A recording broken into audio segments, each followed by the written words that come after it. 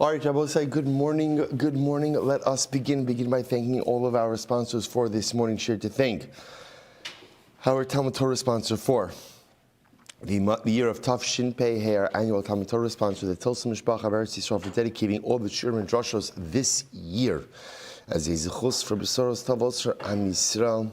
We thank them for their incredible generosity. Our Talmud Torah sponsors for the month of Teves, Haba Alinu Latova, the Kelman family, in memory of Amit ben David Levi, brother of Itai Levi, who was killed fighting in Gaza on the first night of Hanukkah. May HaKadosh Baruch Hu Hashem provide his neshama with an aliyah, his family a nechama. And Baruch Hashem, we come here. I spoke about this a lot last night, so I'm not going to speak about it more this morning, but the overwhelming news out of Eretz Yisrael with the Meretz Hashem, the beginning of the return of some of our brothers and sisters in Eretz Yisrael already on Sunday, Meretz Hashem b'sha'at tova u'mitzlachos. And as we spoke about last night by Chasidus, whatever the feelings about the deal, as it is a complicated discussion, but the idea that some of our brothers and sisters, that hopefully again the Bibas family amongst others will Meretz Hashem be coming home on Sunday is overwhelming feeling of hodav, gratitude to HaKadosh Baruch Hu and Meretz Hashem and the schus of our Talmud Torah. The rest of our brothers and sisters should come home. Our holy soldiers should be successful. B'chol ma'aseh yadeim, and Klal Yisrael and Meretz Hashem should be zuchat only b'soros tavos, brachos, yeshuas, and nechamas. With that, let us begin. Today's daf is Lamed Aleph 31. We have a lot to do today, and we are starting on Lamed Amud Beis 30b. I'm almost like a little bit embarrassed. It's 4 lines down from the top on 30b, but it's okay. It'll go quickly. It says in Rabbi Shimon Eliyakim, so Rabbi Shimon ben Eliyakim was trying very hard to convey smicha upon Rabbi Yossi Rabbi Chanina. V'lo ka mistayim milsa, but it wasn't working out. It's a good lesson. Sometimes in life you try very hard to make something work, and it doesn't work out. Yom echad hava Yosef kamed Rabbi Yochanan. So one day he was sitting before Rabbi Yochanan. So again, remember, this was Rabbi Shimon ben Eliyakim was trying to go ahead and convey smicha, right? So he was trying every day. It didn't work out. One day he's sitting before Rabbi Yochanan. So what happens? Rabbi Yochanan asks, does anyone know, does the halacha follow Rabbi Yeshua ben Karcha or not? Rabbi Shimon ben Eliyakim didn't yada. Rabbi Shimon ben Eliyakim says, yes, there is a guy who knows. His name is Rabbi Yossi Rabbi Chanina. Amrle, Leima Ezo, tell him to come here, tell him to tell me. Amrle, Lismechei Mar Bereisha. So interestingly enough, Sir Mishel ben Eliyakim says to Rabbi Yochanan, give this guy smicha first, give this guy Rabbi Yossi. Rabbi Smicha, and once you give him smicha, I'm sure I'll be happy to tell you everything. So Samchei gave him smicha. Amrle B'ni said, my son. So now again, remember, this is Rabbi Yochanan speaking to Rabbi Yossi Rabbi Chanina. And Marli, Keitza Shamata, what did you hear? What's the halacha? So Amrle Kach Shamati. Suppose to remember again, just to orient ourselves for a moment. Our three-way machlokes in yesterday's daf about the nature of eidos, right? Remember again, we had the Tanakama. Tanakama said that Allah Chalamaysa Eidim, witnesses have to see the same event together. Rabbi Yeshua ben Karcha, they do not have to see it together, but they have to give over the testimony together in Beis Din. And then Rabbi Nasan, they could even come on different days to be able to give their eidos, and we could combine them. So now Rabbi Yochanan is trying to figure out who does the halacha follow. So now what happens? Rabbi Yossi Chanina says over. He says, Kach Shamati, Shemo Rabbi Yeshua ben Karcha Rabbi Nasan. Shemo Zait Rabbi Yeshua ben Karcha is Moda to Rabbi Nasan.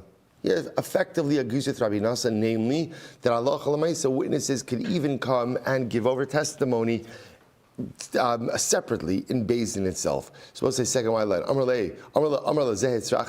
So to which Rabbi Yochanan says this, I needed this guy to tell me this.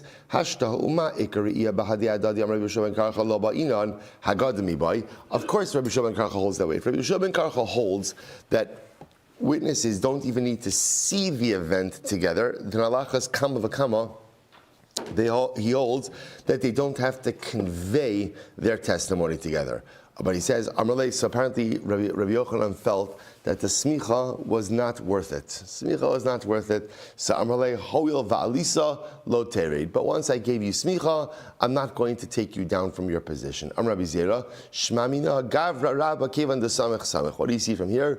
Once you convey smicha, you don't take it back. Okay, interesting story. Rabbi Shmuel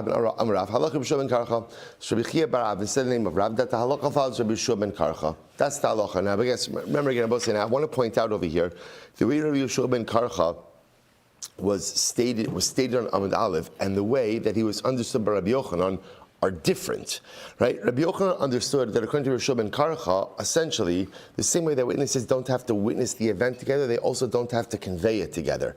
That's not the way Rabbi Shmuel ben Karcha is stated or is quoted on Amud Aleph. On Amud Aleph, he's quoted as, they don't have to witness the event together, right? They can see the event separately, but when they come to Beis Din, they must testify together in order to form a cohesive testimonial unit. Now the Gemara is saying, whether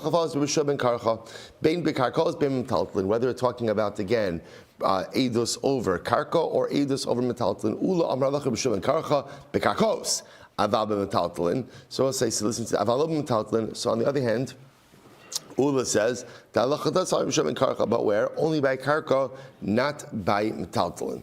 Not by metaltlin, says the Gemara. Now, we'll say if you take a look at Rashi, Rashi says, what's the difference between karka and metaltlin? There's a big difference. Rashi says, karka, shemuta ha-karka bifanenu, ushne me'idin aleh. Karka is concrete. It's right there in front of us. So therefore, again, I could see how I could accept Rabbi Yeshua ben Karcha's position that even if the witnesses don't go ahead and see each other, halacha l'maaseh, they could still go ahead and combine to form a testimonial unit. By metaltalin, it's not here. It's not together.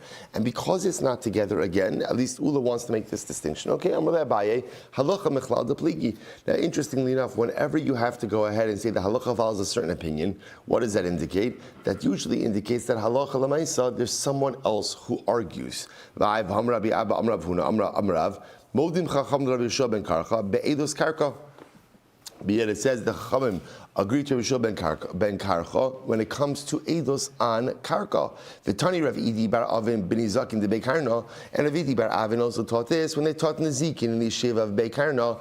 Modin Chacham Rabbi Shmuel ben Karcha be'Eidos Bechar, or be'Eidos Karka, or be'Eidos Chazaka, v'chin shebebein v'shebebas. And ultimately, again, the Chachamim agreed to Rabbi Shmuel ben Karcha in all of these aforementioned halachic discussions. To which the Gemara says, 1 second. Gavra agavra karamas, marsa pligi, marsa v'lo pligi. Okay, it will say, this is fascinating. It's not a contradiction when people have different opinions, right? Not a contradiction when people have different opinions, right? That halacha l'maisa again. So some say that the Chacham agree with Rabbi Shmuel ben Karcha. Some say they don't, or they argue on which cases there is agreement and which cases there's disagreement. That's not a stira. That's not a contradiction. So the Gemara says, what's the case, by the way? What's the case of the son and the daughter? Chatzi davar, hi chatzi davar, v'chatzi eidosu. Suppose say, I'm sorry, hi chatzi davar, v'chatzi eidosu. Suppose say the case, by the way, literally it says one on the back and one on the stomach. So this discussion actually has to do. We know that a child is considered to be a gadol when they have 2 pubic hairs. So there's a discussion in terms of the placement, right, of where those need to be in order to be bona fide signs of physical maturation. So okay, that's what it means when it says one. It doesn't literally mean on the back and on the stomach. They're both obviously on the front of the body. The shaila is on the placement. Okay, so the Gemara says Ella echad omer shtayim begabo ve'echad omer shtayim bekresa. Rather, I will say, what do you have? You have one says that 2 hairs were in one place, and one says 2 hairs were in a different place. Amar Yosef ana mina mishnei du'ula halach Rabbi Shmuel ben Karcha beim bekarkos beim metaltalin. I hold that the halach follows Rabbi Shmuel ben Karcha, both by karka and by metaltalin. V'rabbanim da asum mechuza, but the rabbanu come from mechuza. Amar Rabbi Zera mishmei derav bekarkos in avalob metaltalin. They say they know the halach follows Rabbi Shmuel ben Karcha where by karka but not by metaltalin. Rav l'tamei. So Rav goes according to his reasoning. Why? The Amar Rav hoda achar hoda or hoda achar halva mistarfi. So we'll say this is fascinating. Take a quick look at Rashi. Rashi's on the first wide line. Hoda achar halva. Or Oda, actually go back up to the second to last short line. Ho Oda achar Oda, ze omer b'fanai hodalo amare be'echad b'Shabbos, ve'ze omer b'fanai hodalo alav b'sheni b'Shabbos. So also we're going to get more into this in today's daf in Meretz Hashem. Well, on actual today's daf in just a little bit. But let's say I have the following situation, right? Witness number one shows up and he says that I saw Ruvain admit to Shimon that he owes him $1,000 on Sunday. I saw this event on Sunday. Shimon shows up and he testifies. Or witness number two shows up and he testifies. I saw Ruvain admit that he owes Shimon $1,000 on Monday. So they're both testifying that Ruvain owes Shimon money. Interestingly enough, they're testifying that it occurred on different days. Now again, that's really going to get into next Mishnah. We'll just go next Sugya. So we'll see in just a little bit. So, but Rav holds that Hoda Achar Hoda or Hoda Achar Hava Mitztarfi. Rav says these two witnesses combine. So Gemara says Hava Achar Hava or Hava Achar Hoda Lo Mitztarfi. Interestingly enough, so this is a case of admission after admission, or admission after a loan. So we're confident Rav says we're confident in allowing these two witnesses to combine. I will say, we don't pass in this way.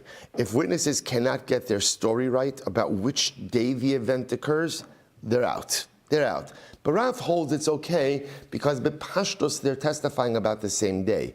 Contrast that with halva achar halva or halva achar do. For example, let's say witness number one says, I saw Ruvain borrow $1,000 from Shimon on Sunday.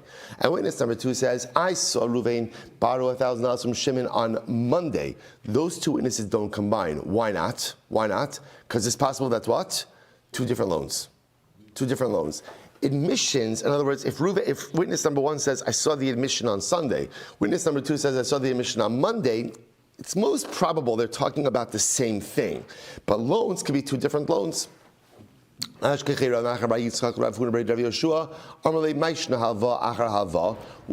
it that, again, if witness number one testifies about a loan occurring on Sunday, and witness number two testifies about it occurring on Monday, that they cannot combine? The Gemara says, because it's possible that the $1,000 that witness number one is testifying about is not the same $1,000 of witness number two. Maybe it's two different loans. But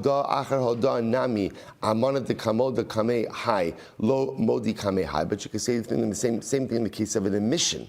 Maybe when Ruvain admits that he owes Shimon $1,000 on Sunday, that's a different $1,000 than he admits that he owes him on Monday. The Amrle lahai basra bahai mana the odilai kamoch. Odie nami kame ploni. So listen to this. No, what's the case? The case is where Ruvain says to the witness, second witness, the same $1,000 that I admitted to in front of the first guy, the first witness, that's the same $1,000 that I'm admitting to in front of you. To which the Gemara says, that's fine. Akati basri yada, kama lo yada. That's fine. So now the second witness knows, but the first one doesn't. To which the Gemara says, the hadr azil amrle lekama haimana the odile kamach odine nami kami ploni. Where again, this is where the litigant goes back and admits it again in front of the first witness as well. It comes back to the first witness and says to the first witness, halacha lamaisa, the same mana, right? The same money, the same $1,000 that I just admitted to the second guy, I'm also coming back and admitting to you. Amrle tanuach daitcha shehes nachta as daiti. Thank you for putting my mind at ease. Your mind should be put at ease because you put my mind at ease. Okay, Amrle manichu. So how did I put your mind at ease? To Rav Veitim Rav Sheshes shada beinarga lav hainu hoda achar halva. Asli Gemara says because again, what ended up is actually the expressions over here are very interesting because halacha l'maaseh says the Rava, or some say it was Rav Sheshes, literally took an axe and swung it. Now the expression of taking an axe and swinging it in Talmudic lingo means deconstructing an argument. An argument. Gemara says, "Lav hainu hoda achar halva." Isn't that the same case of hoda achar halva? So then he answered. So then he answered the question and then asked another question. Amalei hainu deshmiya li aleichu dramisa digle vizakfisuluhu. This is what I've heard about you, that you are a guy who goes ahead and chops down palm trees and then replants them. So I'll say, which is an expression. That's a good expression. It's a person. So the expression of I feel like Rashi says it's 4 lines up from the bottom.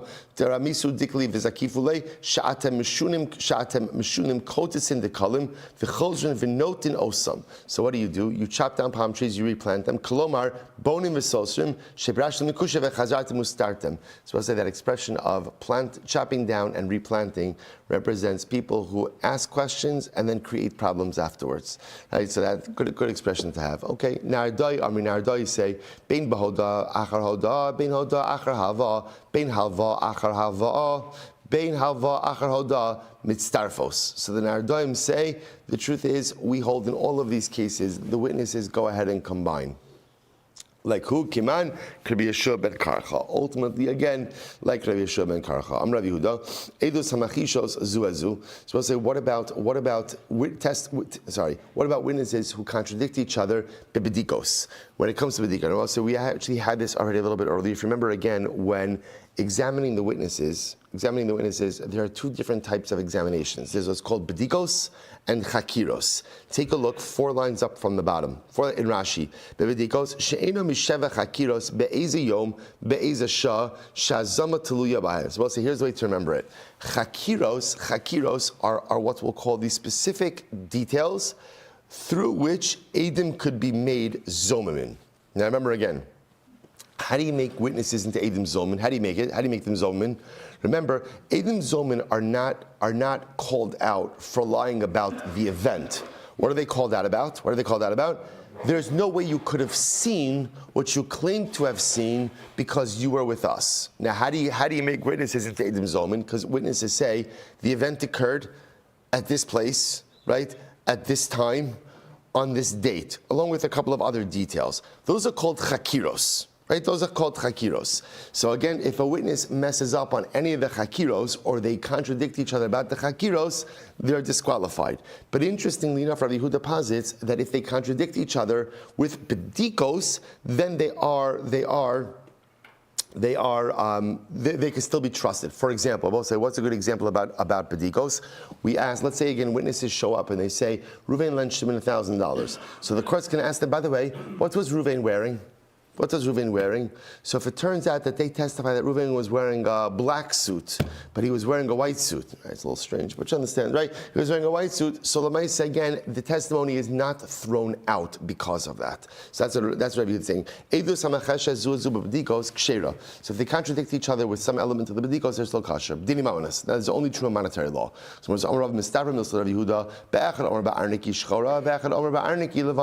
So for example, let's say again, so the witnesses show up and they say Reuven lent Shimon $1,000. So the Beis Din says, okay, what color was the money bag, the money purse?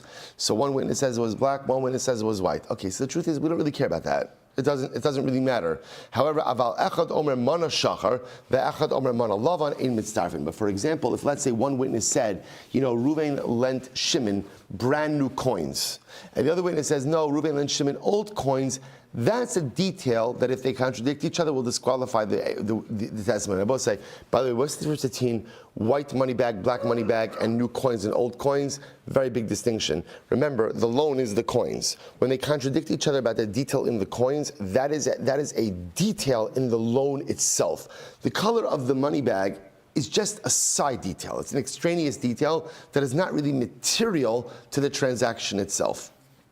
So I'll say what it makes it sound like is that halacha l'maisa, now this is only true by monetary law, but it sounds like is that by capital cases, any contradiction. For example, let's say again, the witnesses show up and they say Reuven killed Shimon, right? And one witness says Reuven was wearing white clothing, another witness says Reuven was wearing black clothing. Sounds like based on what we just said, that would disqualify the eidos. Is that true? V'hamrav chista, echad omer sayif hargu ve'echad omer ba'ariran hargu, ein ze nachon.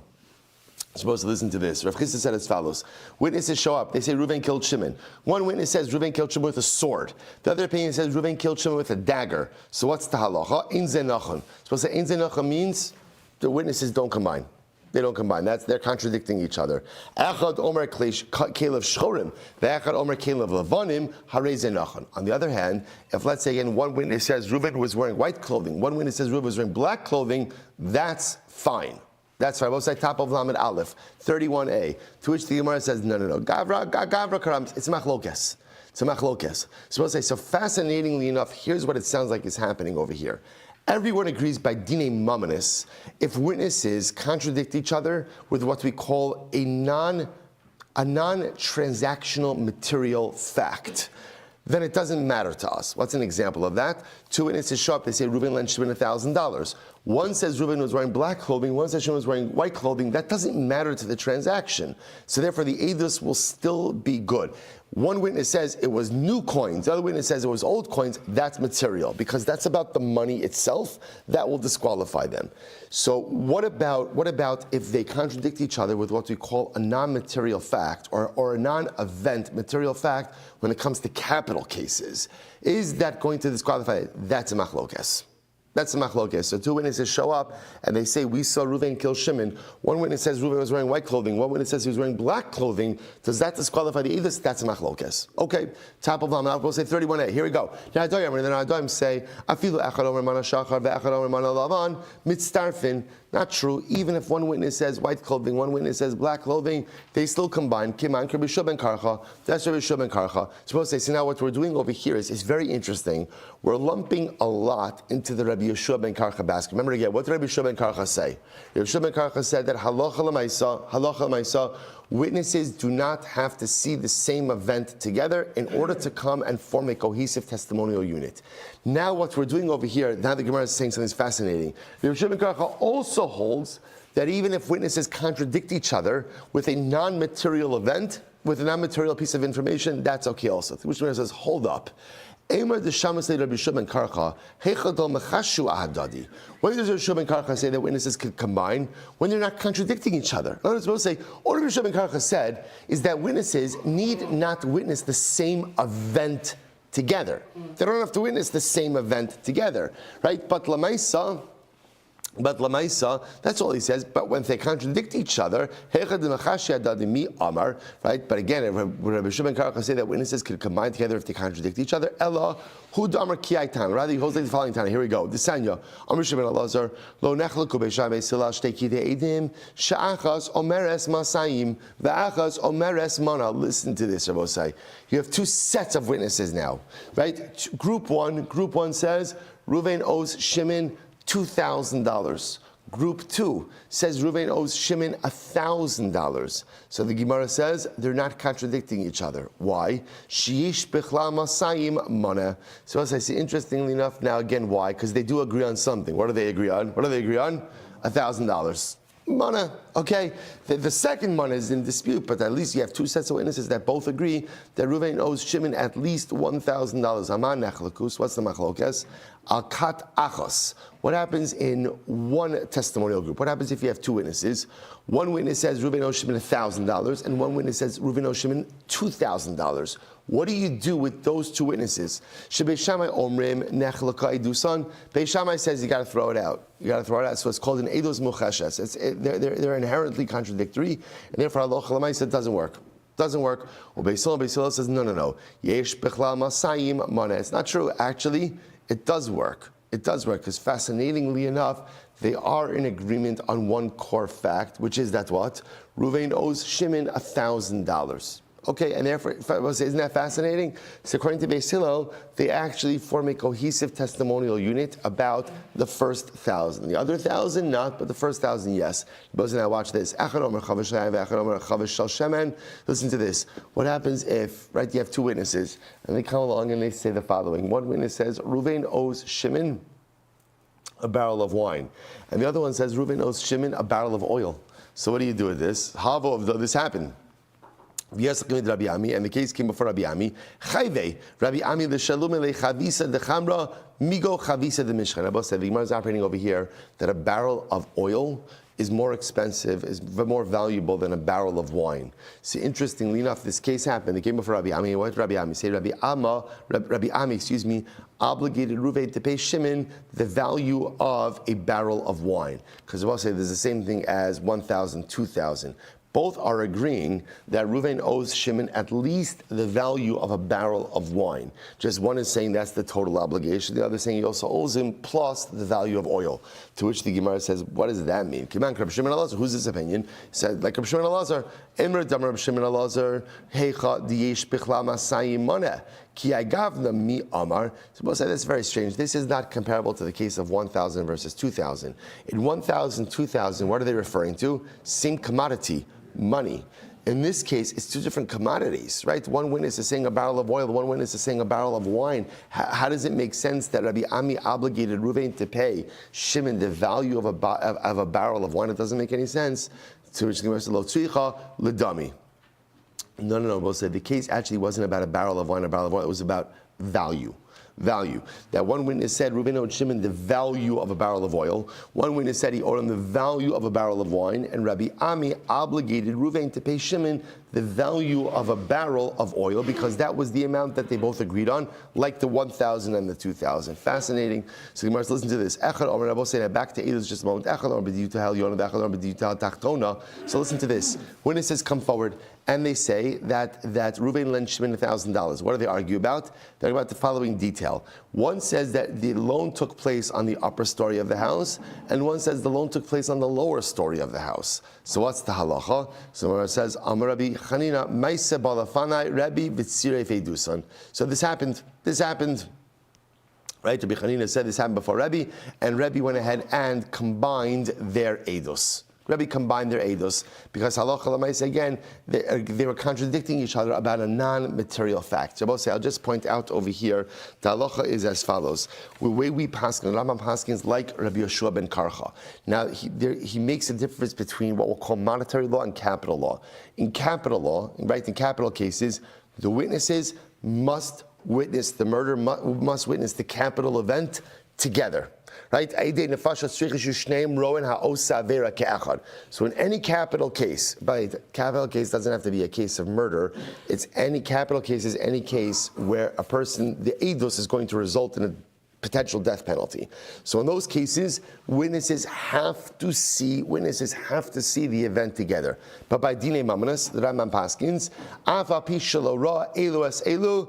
Edusan mitzdarefes. Incredible about say. So the Rambam passes like Rabbi Shmuel Silber that even if witnesses do not see the event together, they can still combine to form a testimonial unit. Avabdini mamanos avabishlo ro elu es elu edusan mitzdarefes. Keitzad amra echa b'fanei hilva b'yom ploni o b'fanei hodelo v'amra sheni v'chein anime shelvanim b'fanei hodel b'yom acher hare elu mitzdarefes. So there's two things happening over here. Number one, like Rabbi Shmuel Silber, that Allah Chalamayis again witnesses can go ahead and witness the event separately, but halacha l'maisa again, and still combine. The truth is, they could even give their eidos one after the other in Beis Din, and also still combine. And not only that, they could even contradict each other on non-transactionally material facts and have their testimony still accepted. Okay, a lot more meat to put on those bones, but that's the construct. Good, let's go back there.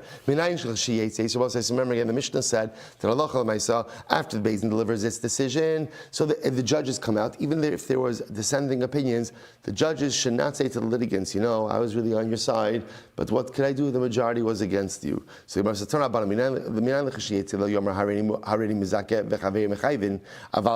so how do we know about say that after the adjudication of the case? So the judges shouldn't come out and say to the litigants, I was really on your side, but what could I do? The majority was against you, so the majority wins. Torah says, do not be a gossip monger. Rechilus, lashon hara. Lashon hara, you're going to cause a lot of lashon hara in Klal Yisrael. V'omer holech Rachel megalasod. Person who walks like a Rachel. Both said Rachel is like a lashon of rocha, like a spice salesman, right? The spice salesman, he talks with everyone, he gossips with everyone, he schmoozes with everyone. So don't be like that. Don't be the kind of person who is Rachel and Megala Sod, a revealer of secrets. It was an incredible story. Hahu Talmida de Nafik Alekala de Gali Milsa, de Itmar Be Midrasha, Basar Estrin Vitartin Shnin. So there was a particular Talmud in the Beis Medrash who the rumor went out about him that he was revealing secrets that happened 22 years ago. Meaning what happened? So stuff happens in the Beis Medrash, right? They adjudicated certain cases, they reviewed certain things, and therefore word got out that this guy was spilling certain secrets. So what happened? Afki Rabbi Ami Be Midrasha. Rabbi Ami threw him out of the Beis Medrash. Amar Din Gali Razia. This is a revealer of secrets. So I'll say, by the way, you also see something, a tremendous yesod about how important it is to be able to keep confidence about certain things. Obviously, certain things can be shared, but other things a person really, really has to be a vault. And what it means to be a vault is really to keep things to yourself. You know, we all know this. Once you share information with someone, even if it's in confidence, you have absolutely no expectation that it's going to remain in confidence. And once a person lacks that credibility to maintain a confidence like that, unfortunately, their entire credibility is truly undermined. Incredible Mishnah. I will say so much more to say about that Gemara, but absolutely unequivocally no time. Mishnah, calls mancha maybe raya, so stress adin. So we'll say, so now we're focusing a little bit more on the litigant, right? So Ruvain's in court, right? Ruvain's in Beis Din. And Ruvain was, right, Shimon came to Beis Din because he said Ruvain owed him $10,000. And Ruvain was claiming, protesting, he does not owe him anything. So what's the halacha? So any time that Ruvain could bring proof, right? Anytime that Reuven can bring proof, right? Halacha l'maisa, again, Reuven is allowed to furnish proof to prove that he doesn't owe anything, right? So stress adin. Rashi says over here, Kozman shemevi raya. Rashi says, right? Haba lebeis din v'lo haya shtar zechusa biyada v'yatza mi beis din chayiv v'la'achar zman matza shtar zechusa v'heviu. So stress adin. Beistino social nodino shepasko mechavin esheknedos. We'll say, so essentially it's fascinating. The Mishnah seems to be indicating to us that pretty much you could go back and prove your case anytime you want. So let's say again, Shimon called Reuven to Beis Din. Reuven, you owe me $10,000. Reuven could not prove that he didn't, or Shimon proved that he did. Reuven didn't have any counter proof. So Beis Din Paskin, Reuven owes Shimon $10,000. Reuven then finds some proof later on. Reuven could go back to Beis Din, and Beis Din opens up the case. There's no statute of limitations. He goes back and opens up the case, and ultimately, again, if he could prove that he doesn't owe anything, so Beis Din will have to reverse the ruling. Amar says, Amar lo kol rayos sheyesh lecha have mikanat shloshim yom. So we'll say, what happens if Beis Din says, Reuven, here's the deal. This din Torah is going to last 30 days. So whatever proof you have 30 days to furnish it. After 30 days, we're done. So if he finds with him 30 days, good. But after 30 days, we're done. So the Tanakama holds that Beis Din has the ability to really go ahead and create a window. This court case is going to take 30 days. Whatever proof you have, 30 days you have to furnish it. If you can't furnish it within 30 days, we're done. So that's the Tanakama. We'll say first white line. What's the Achar Shloshim Yom? Rabbi Shmuel says absolutely not. Absolutely not. How is that fair to Reuven? Sometimes Reuven only gets the proof 35 days, 45 days, 102 days. It's not his fault, and therefore again, halacha l'maisa, Rabbi Shmuel holds that whenever Reuven finds proof, he's able to come back to Beis Din and reopen the case. We'll say fundamental machlokes. First white line. So Gemara says, "Va'amar lo have." So what happened? So good. Va'amar lo have edim. Va'amar ainli edim. So let's say, listen to this. Let's say Beis Din says to Reuven, okay, support your claim. Bring witnesses. Reuven says, I don't have any witnesses. Amar have raya. Or they say Beis Din says to Reuven, bring proof to support your position. Va'amar ainli raya. He says, I don't have any proof. Ula'achar zman hevi raya matza edim hareze ena klum. So let's listen to this. And then later on, Reuven finds witnesses, or Reuven finds proof. The Tanakama paskins. Inadmissible. Why is it inadmissible? Because Reuven said, I don't have witnesses. And Reuven said, I don't have proof. So we are concerned that what? If suddenly he shows up and says, oh, I found witnesses, I found proof, that doesn't schmeck right? It doesn't smell right. It doesn't look like it is appropriate. Rabbi Shmuel, listen to this. Not at all. Maya says that shelo hayodeh sheish lo edim umatza edim lo hayodeh sheish lo raya umatza raya. What do you want from the guy? He didn't know. He thought he had no witnesses yet. He thought he had no proof. It doesn't have to be that there's anything illegal happening over here. Sometimes a person just doesn't know what the tools they have at their disposal. And therefore, again, it is admissible. We'll say pretty incredible. So fundamental machlokes, you see this ongoing machlokes. Tanakama holds that Beis Din has a right to create a window. Furnish any proof you have within the window. If you can't meet the window, then you're out. Rabbi Shmuel says, not true. Anytime you find proof, anytime you find witnesses, you can bring it back to Beis Din, and Beis Din will have to rehear or hear or rehear your case. Next, Beis Din says to Ruvain, bring your witnesses. Ruvain says, I have none. Bring your proof. I have none. So Tanakama says, okay, once you have none, you can't introduce anything after. Shmuel says, what are you talking about? Of course you can. Of course you can. At the end of the day, maybe he just didn't know that he had witnesses. He didn't know that he had proof. Excellent. Let's go weiter. Rosh Mischayiv Bidin v'amar karvu leploni. Ploni leploni, right? So what happens? So the Gemara says as follows. Good? So the Gemara says as follows. Rosh Mischayiv Bidin v'amar kirvu ploni uploni v'yuduni o shahotzi rai mitachas pundoso. So we'll say harizeh enoklom. So this last case is very interesting as well. In this last case, I will say the Gemara says as follows. So Ruvain sees that he's losing the case. Right? He realized, he sees that he's losing the case. So what does he do? He says, oh, you know what, I have more witnesses. Go ahead and bring these additional witnesses here. Or he pulls out a star from underneath his cloak. Right? The surprise, right? The surprise, what's the word? Evidence. Right? Surprise evidence. I like to introduce new evidence into the proceedings. Right? So let's say, so by the way, first of all, it's interesting, right? Because we'll come back to it. So right, he introduces new evidence. So what's the halacha? Harizeh enoklum. No shtick. No shtick. If you had witnesses to introduce, you introduced them earlier on. You had evidence to introduce, you introduced that. You're waiting now to introduce this until you see that you're losing the case. So again, the Mishnah says, sounds too fishy to us, and therefore again, not introducible. Says the Gemara, Amar Rabbi Barafuna, halach Rabbi Shmuel Gamliel. The halach of Rabbi Shmuel Gamliel. This is very important. Now remember, what does Rabbi Shmuel Gamliel say? Rabbi Shmuel Gamliel says, you could always furnish new proof to the Beis Din. Whether you're outside of the window that Beis Din imposed, or whether you answered in the negative, when Beis Din asked you, do you have witnesses? Do you have evidence? Even if you said no, Shmuel says, halacha lamaisa, if you have proof, you have witnesses, you could always introduce it. So what says interesting. So Rabbi Barafuna says two statements. In statement number one, he says, the halacha follows Rabbi Shimon Gamliel. In statement number two, he says, the halacha follows the chachamim. So the Gemara says, the halacha does not follow the chachamim. They both say that's effectively saying the same thing. So pshita, kevan the amar halacha Rabbi Shimon Gamliel, memeli yedana de'ein halacha ki chachamim. They both say those statements are understood. Once you say that the halacha follows Rabbi Shimon Gamliel, then it's understood that the halacha does not follow the chachamim. To which the Gemara says, what's going on over here? Ma'adhim, what would you have thought? Hanimi lechatchila.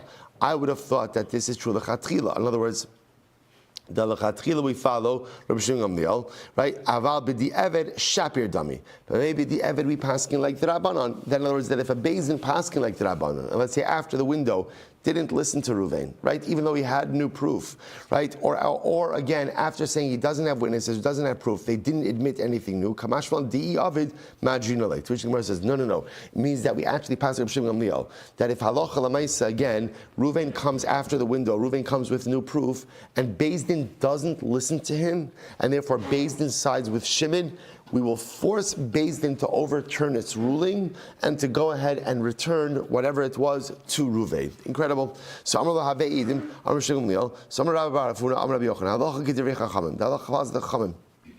And I both said, and remember again, this is the second case, right? In the second case, what's happening over here? Beis Din says to Ruvain, do you have witnesses? Ruvain says, no. Beis Din says, Ruvain, do you have evidence? And Ruvain says, no. Then afterwards, Ruvain brings evidence, or Ruvain brings witnesses. So halacha l'maaseh again, Rabbi Shimon Gamliel says, it's okay. The Chum say it's not okay. It's not okay. Once you answer in the negative, it's not okay. So now, Rabbi Barafuna says, the halacha follows the chachamim. Ba'amar Rabba Baravuna, Amar Rabbi Yonasa, Amar Rabbi Yochanan, Ein halacha Rabbi Shimon Gamliel. The halacha does follow Rabbi Shimon Gamliel. So we'll say once again, Pshita, Kevan Damar halacha divrei chachamim, Memeli Yadana Dein halacha Rabbi Shimon Gamliel. So we'll say once again, those I don't need it. That's redundant. Once you tell me the halacha follows Rabbi Shimon Gamliel, then I know the halacha does not follow the chachamim. Sorry, just the opposite.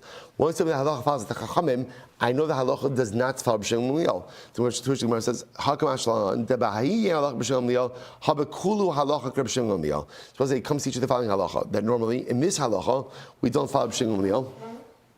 But normally we do follow Rabbi Shimon Gamliel. Do Amar Rabba Bar Bachana, Amar Rabbi Yochanan, Kamakom Sheshana Rabbi Shimon Gamliel b'Mishnaseinu Halacha Kimoso. In general, whenever you see, this is actually one of those principles that's good to know. Whenever you see Rabbi Shimon Gamliel mentioned in the Mishnah, the halacha always follows him, except for three cases: Chutz, Me'arev, Vitsidon, V'Raya Achrona. So remember again. So we'll say Arev and Sidon are different cases. What's Raya Achrona? That's our case. Raya Achrona is the case where Beis says to Ruvain, do you have any witnesses? Ruvain says no. Do you have any evidence? Ruvain says no. And then Ruvain comes back later on, Raya Achrona, he comes back and he says, I do have witnesses. I do have evidence. So Rabbi Shimon Gamliel says it's admissible. The Chachamim say inadmissible, and this is one of the cases where we paskin against Rabbi Shimon Gamliel. We paskin like the Chachamim, and therefore it is inadmissible. So I will say, so it's interesting, by the way, I'll point out that in case number one in the Mishnah, we're passing Rabbi Shimon Gamliel. Namely, again, if Beis Din says, Reuven, you have 30 days to furnish your witnesses and evidence, and Reuven comes on day 35, the Tanakama says, sorry, you missed your window. Rabbi Shimon Gamliel says, no, it's admissible. That case, we pass Rabbi Shimon Gamliel. Case number two, Beis Din says, Rabbi Shimon Gamliel, do you have any witnesses? Do you have any evidence? And Reuven says, no. So again, then later on he introduces new evidence, new testimony. Tanakama says, inadmissible. Rabbi Shimon Gamliel says, admissible. We pass like the Chachamim, it's inadmissible, not like Rabbi Shimon Gamliel. Beautiful. But say some stories. Hahu Yenuka. We'll say 6 lines after the bottom. The Tavo Ladina. There was once a child who was brought to Beis Din. Now, we'll say what this means is this wasn't a state case, right? This wasn't a state case. So the child was brought to Beis Din, right? Tavo Kamei Rav Nachman. Amar le Islacha Sahadi. So Rav Nachman says to the kid, "Do you have any witnesses like about the claim?" So Amar le Lo. So ultimately, the kid said no. Islacha Raya. Do you have any proof? Amar le Lo. He said no. So what happened? Chayve Rav Nachman. So Rav Nachman made the child, the estate, liable. So Havabachi va'azil. The child started crying. Right? He was found guilty not guilty, found liable in a Beis Din.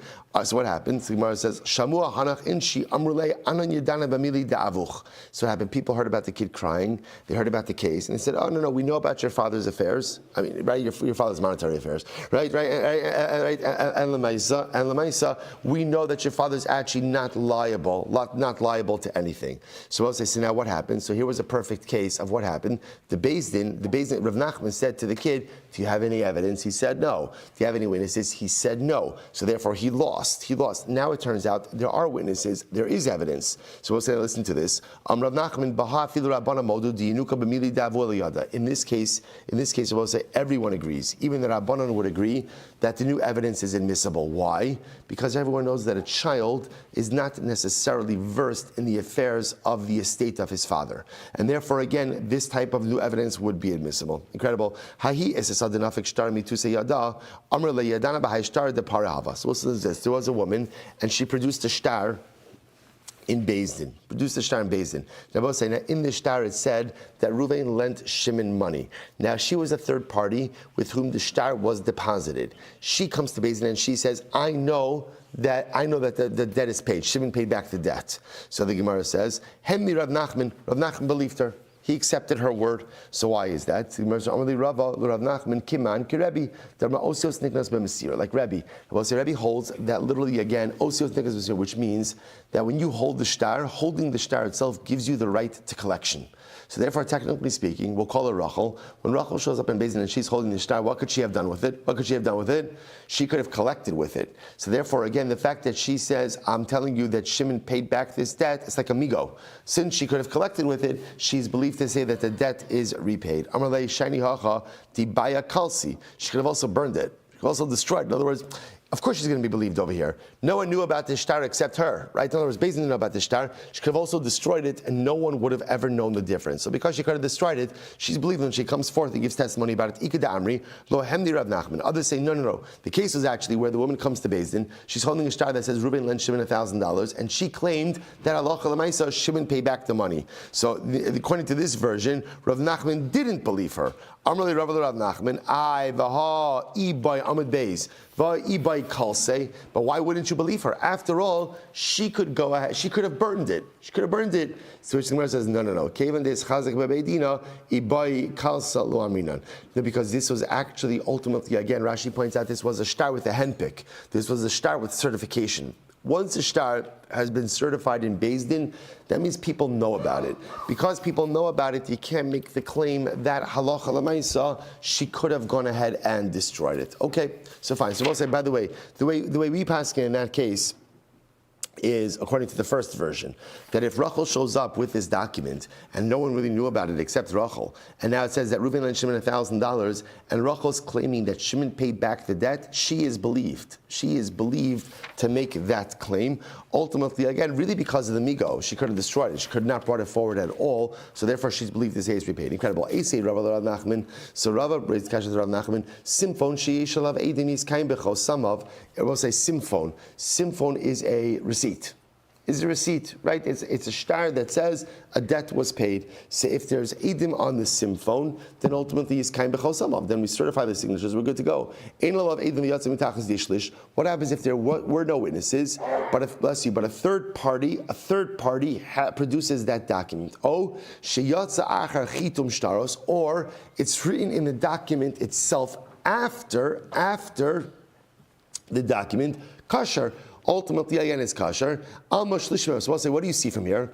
When a third party produces information that no one else knew about, the third party is believed to qualify the information. It's a simple migo. To which the Gemara says, you're right, tiyufta Rav Nachman tiyufta. Okay, that refutes the second version of Rav Nachman that we just had before.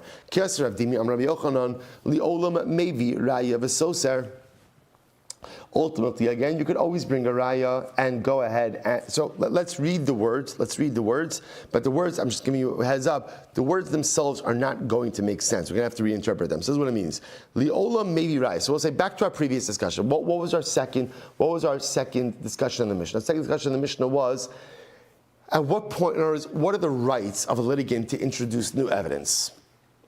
That's really what we're asking over here. So Rabbi Yochanan says like this: the olam mevi raya of a soser, a litigant could always bring new information, new proof, and literally soser and contradict ad sheyistatein ta'anosav, until ultimately, again, his claims are closed off.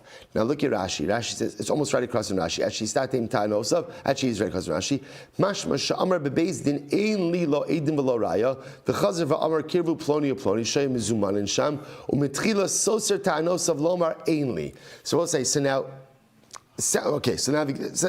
let's translate it. A person can always bring a proof and contradict what he said until his claims are closed off.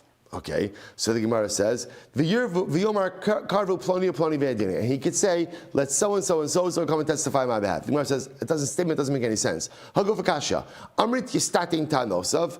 Asan l'Rabbanan. So on one hand, we said his claim is closed. What does it mean his claim is closed? So we'll say. So again, if the Beis Din says, Reuven, you have any proof? Reuven says no. Reuven, you have any witnesses? Reuven says no. So what does that sound like? That sounds like the Rabbanan. That once you say no, we're done. We're done. You can't introduce anything new. And then it says, V'hadra Amar, Kirvu Ish Ploni Uploni Ve'edina, Savar Rav Shimon Gamliel. But then it sounds like even after you said no, what can you do? What can you do? You could say, I want to introduce new testimony. That's like Rav Shimon Gamliel. So which one is it? Do we say that after you say no, we're done? No more introduction of any new evidence? Or no, you could always introduce new evidence. What's going on over here? Maybe you could say the whole thing is Rav Shimon Gamliel, and really we're just interpreting what he originally said. My achi yistatim ta'anosav. What does it mean ultimately? Again, until he closes off, right? Yistatim ta'anosav means closing off his claims. Achi yomar kirvu ploni uploni v'heuduni. That what it means to close off your claims is until you introduce, ultimately, again, the final testimony. So the Gemara says, "V'hamara barachan Rabbi Yochanan komakom sheshana b'shegam liel b'mishnasenu halacha kimoso chutz me'arev v'tzilon v'rayach rona." But I want to say, but we just said before, right? We just said at Amud Aleph that you're right. Generally, the halacha follows Rav Shimon Gamliel, except when in three cases. Rabbi saying now, right now, the first two aren't that they're important, but not important for us now. Rabbi saying things that are life. There are things in life that are important, but they're not necessarily important now. So again, everything in Gemara is important, but for now, Arev and Sidon are not. Raya, I could have already just explained it in the amount of time that I gave that explanation. Good, right? But right now we're focusing on Raya Achrona, right? What's Raya Achrona? Raya Achrona is exactly our case that we just mentioned here before. Raya Achrona is that again, Beis Din said, Ruvain, you have any witnesses? No. You have any evidence? No. And then he wants to introduce something new. Even though Rabbi Shmuel Silber says it's fine, we do not paskin like Rabbi Shmuel Silber in that case. What's going on over here? Eli Kesar Shmuel Bar Yehuda Rabbi Yochanan. Here we go. Liola mevi raya v'soser ad sheyistom ta'anosav. In reality, a litigant always has a right to introduce new testimony until he closes off his claims. V'yomru lo have edim va'omer einli edim have raya va'omer einli raya. So we'll say, so this is interesting. So the way the Gemara is reading like this: a litigant can introduce any evidence he wants. Now it's interesting. We'll say it appears at the end, like after the evidence has been introduced. What does Beis Din do? Beis Din turns to Reuven and Shimon and says, Reuven, do you have any more witnesses? Right? Do you have any more testimony? At that point, if Reuven says no, gamarnu, we're done. Which Rabbi say, by the way, you understand, like procedurally, it has to work that way, right? Because again, if he keeps saying yes, or you allow, or there has to be a certain point in time where the din Torah ends. The din Torah ends. So the Gemara says aval. So and that's in line with what we said before. That again, by raya achrona, we do not pass Reb Shimon Gamliel, we pass like the Chachamim. Beautiful. The world is coming together. Everything is coming together, right? So therefore, again, I will say. So I just want to point out. So one more piece. Aval bo edim dinas hayam. Oshai said disakya shel aviv mufkedes biad acher hareizem every raya v'soser. But if witnesses came from overseas, or someone discovered a trove of documents that belonged to Reuven's father, right, that no one ever knew about, those are admissible. So what you see is something amazing. If after the Beis Din says to Reuven, do you have any more witnesses? Do you have any more evidence? And Reuven says no, the case is closed. And Reuven can't introduce anything new.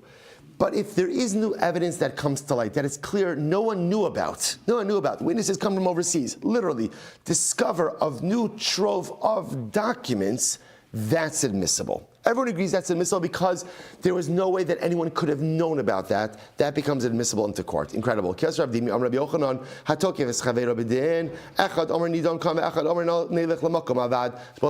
a fascinating case. Happens all the time. Reuven and Shimon have a legal dispute.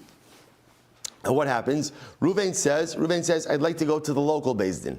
And Shimon says, no, I want to go to a greater Beis Din. Makom avad means like an assembly place, right? I want to go to a better Beis Din, a different Beis Din. So what's the halacha?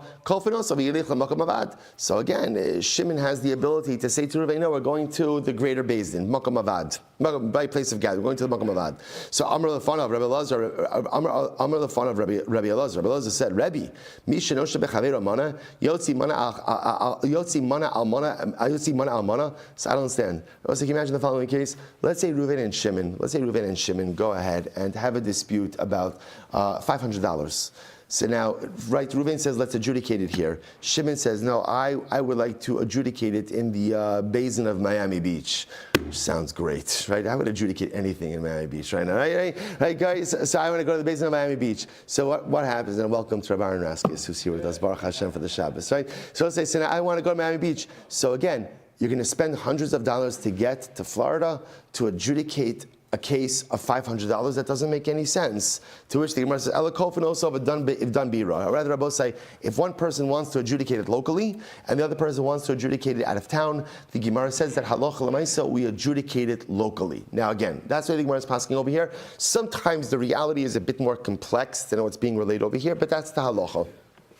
That's halacha. Itmar now we have a Bryce that supports Amar of Safra Shnaim Shnis Atzmu Badin. If you have two people who got into it, two people locked in a dispute. Echad Omer Nidon Kam ve'Echad Omer Neilech L'Makom Avad. One says let's adjudicate it here. One says let's go to a greater Beis Din. Kofin, both say first white line on the bottom. Kofin also v'dan be'iro. So ultimately again we force ultimately again for the adjudication of the case here in town. V'im Hutzrach Davar Lishol. He'll say, but 1 second, what if the Beis Din of Miami is much better than the Beis Din of Baltimore? So again, what happens if a question comes up that we can't answer over here? No problem. Send the question. Send it, right? Send a letter, right? Send an email over to the other Beis Din and they'll answer it. So now separate halacha. When someone loses a case, a person has a right to request a written opinion from Beis Din. They have a right to request a written opinion. Explain to me why you judged against me, and Beis Din is obligated to go ahead and furnish that. And I will say that, interestingly enough, so as much as we said that in general, the halacha is that if one litigant wants a local Beis Din, one wants an out-of-town Beis Din, you have to go to the local Beis Din. There are exceptions to this rule. For example, Yibum, or better stated, Chalitza. Chalitza has to be done in the presence of a Beis Din. So let's say again, Ruvain wants to go to one Beis Din, Rachel wants to go to a different Beis Din. Rachel has to go to whatever Beis Din Ruvain wants. Why? Ad kama, how far? Even from Tiveria to Tzipori. Now I was saying that just to point out, Tiveria and Tzipori is actually not that far, right? In other words, if you would have told me, I don't know, from Be'er Sheva to Tzipori. But remember again, Tiveria and Tzipori are both in the north of the country. The idea is over here, Tiveria had a yeshiva and a real Beis Din. Tzipori was inferior to that. But yet ultimately, again, if the husband says, I want to go to Tzipori, we go to Tzipori. Amrav Kahana, Mikra, what's the pasuk? V'karu lo zikne iro, v'lo zikne ira. So we'll say, interestingly enough, the way that the pasuk by Yibum is phrased, is it says the elders of his city, right? And not the elders of her city. So you see from here that by Chalitza is a Yavam-driven process, and therefore he has the right to choose the venue. Amrav Meimar, Hilchasa, Kofenosa v'yilich l'makom avad. So I say, Meimar comes along, Meimar turns on his head. He said, by the way, beforehand, it sounded like if one litigant wants the local venue, another litigant wants the out-of-town Beis Din, we force everybody to go to the local Beis Din. Comes along Amir and says, no, the halacha is if one of the Batei Din is clearly superior to the other, even if it's out of town. So in other words, if the local Beis Din is inferior, the out-of-town Beis Din is superior, we could force a change of venue to the out-of-town Beis Din. But that's not what we just said. We just said before that halacha l'maisa. If one of the parties wants a local venue and the other party wants an out-of-town venue, we force it to a local venue. Oh, when can't you force an out-of-town change of venue?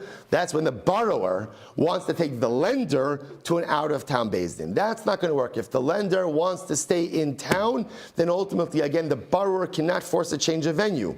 Aval malveh. But if the lender wants an out-of-town venue, then the lender has a right to go ahead and force that. Why? Eved lovel li'ishmalva. So we see this theme over and over as the pasuk says, that literally, again, a borrower, pasuk from Mishlei, a borrower is considered to be a servant to the lender. When you borrow money from someone, so again, you are a shtickle servant to that person, and therefore if the malva wants to change a venue, you got to go ahead and honor that. So we'll say, here we go. So we'll say, they sent the following message to Mar Ukva. Lidiziv lekebar bitya shalom ukvan. Right? Shalom. Right? Shalom. So we'll say, this is an incredible idea. So they sent the following message to Mar Ukva. Now we'll say, I want to point out how incredibly amazing this is. They called Mar Ukva, right? They said to the person who has the visage, the ziv, right? The Torah panim, the appearance of bar bitya. Who's Bar Bitya? Bar Bitya is Moshe Rabbeinu. So we'll say, I just want to point out something absolutely amazing, right? That's this week's parsha. Besides the fact that there was no reasonable way that our shir, should have gotten to this Gemara, right? In time. I just want to point out how incredible is it on a 7.5-year cycle. On a 7.5-year cycle, that we are able to go ahead and get to this section of Bitya. Bitya was the daughter of Paro, the one, Vatishlach es Amasa, the woman who went ahead and saved Moshe Rabbeinu from the Nile. I'll say, just so you understand how absolutely overwhelmingly incredible this is, and a tremendous confluence of events.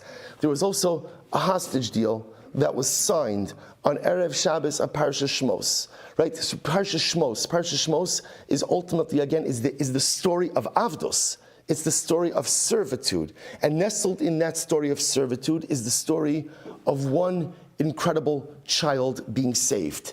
Now that one child was Moshe Rabbeinu. So sometimes like the Ribono Shel Olam tells us, I promise you I have a plan. Because Chavra, so often we look around the world and it's hard to see that there's a plan. And it's hard to see that there's some greater machination that is at work. And it's hard to see how all the disparate pieces will somehow, someday, I know it's not going to happen today, but somehow, someday will come together. And what the Ribbon Shalom does is he leaves us like breadcrumbs. He kind of just puts things around. And when you take those things and you put them together, then somehow like it gives you the assurance. It gives you the assurance that somehow, some way, in a world that is filled sometimes with so much pain and so much difficulty, that somehow everything will come together. Right? So on the Erev Shabbos, where the Torah speaks about Jews in captivity, right? So again, HaKadosh Baruch Hu says, I'm going to bring some of them home. And on the Erev Shabbos, the Parashat Shmos, in a 7.5-year cycle, the Rebbeinu Shalom talks about Bitya, the daughter of Paro, who literally, again, heroically saved Moshe Rabbeinu from the Nile. So what do I do with all of these disparate facts? I don't know what to do with it, but here's what I know. I know when I put them all together, what I know is that there is an incredible and beautiful and holy and loving Ribono Shel Olam who is choreographing everything in this world. And that somehow, some way, everything is going to be okay. It doesn't mean that there's not difficulty and that there's not pain ahead, because there is. Because even as we bring home some of our brothers and sisters, so many others still languish in captivity. And what the deal means for the military campaign and recognizing, we spoke about last night in Chassidus, that there really is no one on the other end of the table to truly negotiate with. We don't know what's going to be.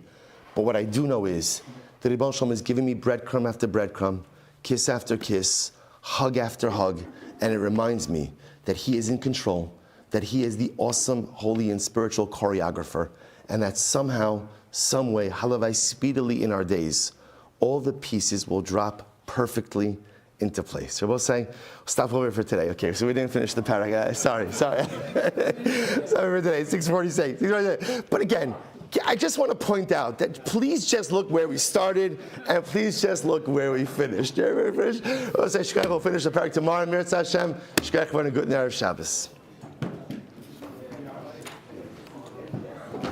All right, Chavranzim, have a great day, everyone. A good Erev Shabbos.